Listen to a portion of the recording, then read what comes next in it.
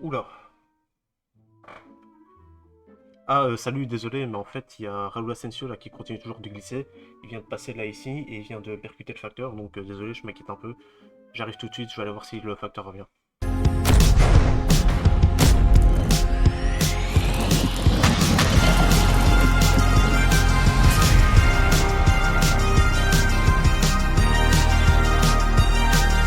Avant qu'on parle vite fait du débrief, j'ai vu une actu concernant le Real Madrid d'ailleurs, comme quoi les joueurs auraient eu un jour off aujourd'hui à l'entraînement. Mais vous savez que c'est faux. En fait, très peu de personnes ont eu l'information, mais en réalité, en fait, ils auraient été aperçus à la piscine municipale de Madrid afin de pouvoir s'entraîner pour les plongeons. En effet, Arbeloa n'aurait pas été satisfait de ses joueurs hier soir face à Osasuna, parce que tout simplement, ils n'ont pas suffisamment plongé dans la surface de réparation pour essayer d'obtenir un penalty.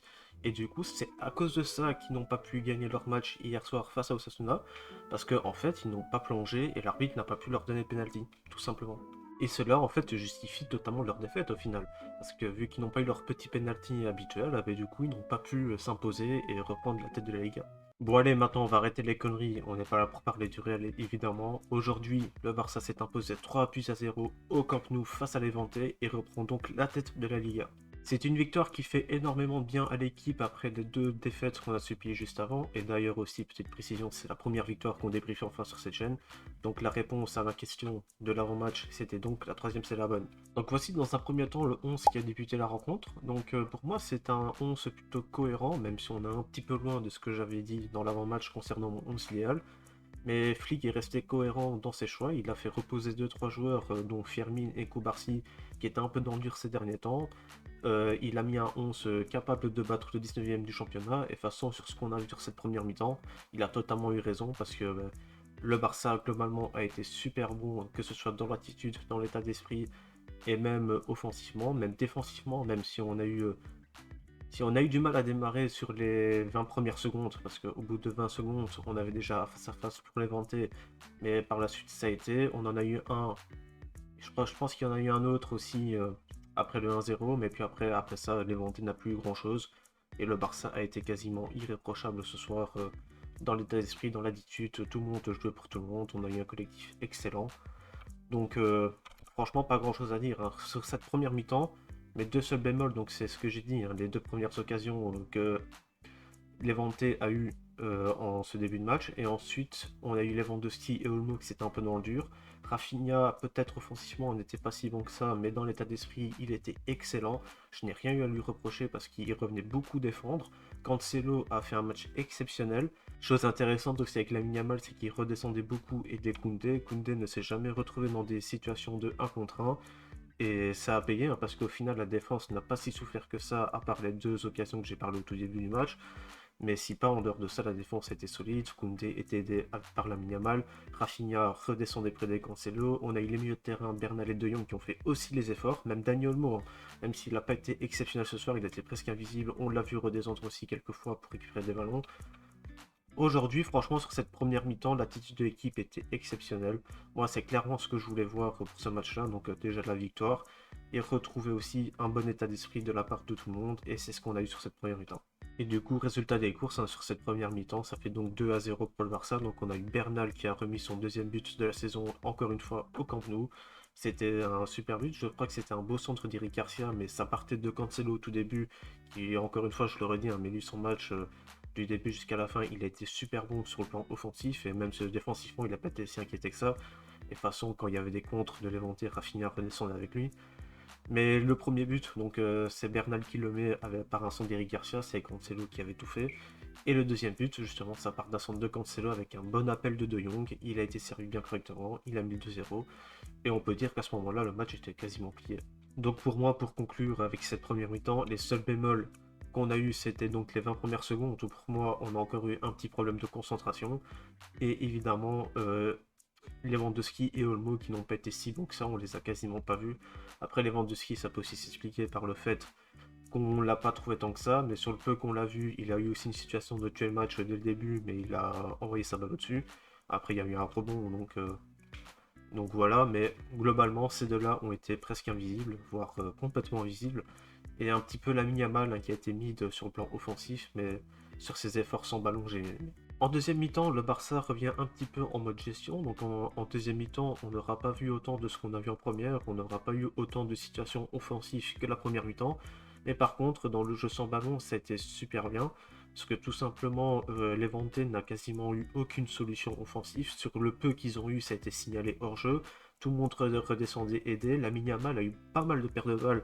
À chaque fois, on le voyait se battre pour récupérer les pertes de balles qu'il a causées lui-même. Koundé n'était jamais seul. Cancelo n'était jamais seul pour défendre. La défense centrale était bien accompagnée. Donc franchement, en fait, rien de plus qu'on pouvait leur demander, hein. De toute façon, cette deuxième mi-temps, c'était plus de la mode gestion, comme je l'ai dit. On a eu le retour de Pedri qui a fait énormément bien. À mon avis, il va jouer le match prochain en tant que titulaire parce qu'il a eu une petite demi-heure aujourd'hui. Il est monté très tôt. On a eu Fermin aussi qui a remplacé Dani Olmo qui a fait un match complètement catastrophique. Sur cette deuxième mi-temps, c'était même pire que la première. Il a tenté des passes qui arrivaient nulle part, il a tenté des talonnades sur personne. Enfin, Olmo aujourd'hui c'était catastrophique, c'était le Olmo qu'on déteste depuis le début de saison. On a eu Fermin donc qui a pris sa place et franchement Fermin il a fait une superbe rentrée. D'ailleurs le but de malade mental qu'il a encore mis aujourd'hui carrément, je n'avais pas les mots quand j'ai vu ça tout à l'heure pendant le match, hein, le missile qu'il a envoyé dans les cages, quel but de fou. Il a encore allumé les cages à distance, ça a fait un poteau rentrant, mais franchement c'était exceptionnel. Il a allumé les cages comme il le fait si bien. Et quand il est comme ça, on ne peut plus que l'aimer, quoi. On a également eu Ferran hein, qui a remplacé Lewandowski et qui n'a pas non plus été exceptionnel. D'ailleurs Lewandowski faisait un peu la tronche à sa sortie. À mon avis, il ne devait pas non plus être satisfait de son match. Ferran, on l'aura pas totalement vu, hein. Il a eu 2-3 situations, mais sans plus, quoi. Enfin, Ferran a fait une entrée pas si ouf que ça, mais voilà, quoi. S'il y a une petite chose que je reproche un peu aujourd'hui, c'est peut-être les deux derniers changements qui ont été assez tardifs pour moi. Donc pour moi, en fait, il a fait rentrer Rooney Bargi à la place de Lamine Yamal un peu trop tard. Si je me souviens bien, Rooney est rentré vers la 88e. Moi, je pense qu'au moment où Firmino a mis le 3-0, je pense que c'était le moment parfait pour faire sortir Lamine Yamal. Donc c'est peut-être le reproche que j'ai à faire envers Antifique aujourd'hui, c'est peut-être Lamine Yamal qui est sorti un peu trop tard. J'aurais bien aimé qu'il sorte dès le 3-0, comme ça Rooney aussi aurait pu avoir plus de temps de jeu. D'ailleurs, Rooney, j'ai bien aimé son entrée et il n'a pas eu beaucoup de temps devant lui, mais franchement, sur le peu qu'il a montré encore, il aurait pu être passeur décisif sur un centre pour Rafinha, mais malheureusement, le gardien adverse a fait une double parade, une belle double parade, et donc du coup, ça il n'a pas eu sa petite passe décisive, mais franchement, son entrée était pas si mal que ça. Et donc, résultat des courses, le match se termine comme ça, bien tranquillement 3-0. On n'a pas été si inquiété que ça. On a eu les retours de blessures, personne ne s'est blessé, on a repris la première place, l'attitude de l'équipe était excellente, on a eu les 3 points, enfin bref, aujourd'hui c'était vraiment un jour parfait, et on peut pas s'en plaindre, hein. J'espère que maintenant ce sera comme ça pour les prochains matchs. De toute façon, prochain gros test, hein, ce sera Villarreal à domicile encore. Donc maintenant, pour conclure avec mes tops et flops, on va d'abord parler des flops. Pour moi, en termes de flops, aujourd'hui, on a eu que Lewandowski et Dani Olmo, notamment sur la première mi-temps. De toute façon, les deux ont joué 60 minutes environ. Si je dis pas de bêtises, ils ont joué un peu plus de 60 minutes. Et les deux n'ont pas été bons du tout, ils ont été invisibles. Lewandowski, comme je l'ai dit, on le voyait pas du tout. Après, il a été peu trouvé, mais bon, sur le peu qu'on l'a vu, c'était pas si bon que ça. Dani Olmo, comme je l'ai dit, beaucoup trop de déchets, de pertes de balles inutiles. Il a tenté des talonnades qui n'ont servi à rien.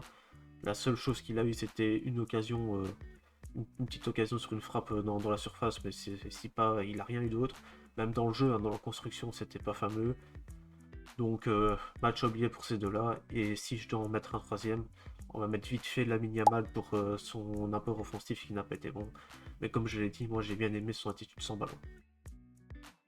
Et concernant mes tops de ce match, on va mettre en premier lieu Joan Cancelo, qui pour moi est l'homme du match de cette rencontre. Il était passeur décisif.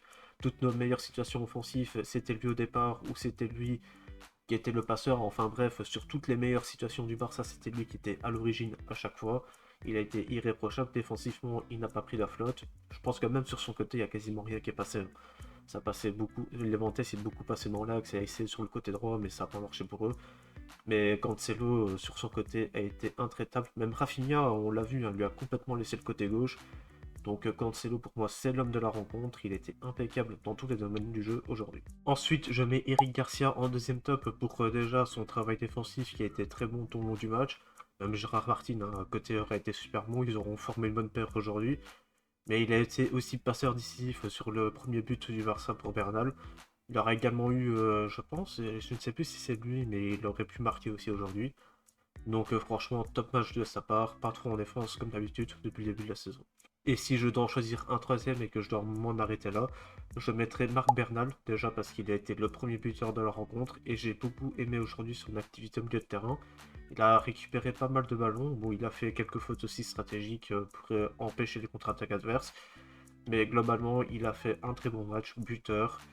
Son activité au milieu de terrain était intéressante, avec Frenkie de Jong c'était bien tous les deux, son jeu sans ballon était bien aussi. Il est aussi redescendu pour venir aider la défense, donc en fait je peux pas lui demander plus, hein. Il a fait un bon match, il est sorti pour Petri, il a eu sa petite ovation par le contenu, franchement rien. Franchement, nickel de sa part. De toute façon, quasiment tout le monde a fait un bon match aujourd'hui, en dehors des flops que j'ai cités tout à l'heure. Mais ce qui reste à souligner ce soir, c'est l'attitude de l'équipe qui a été très bonne.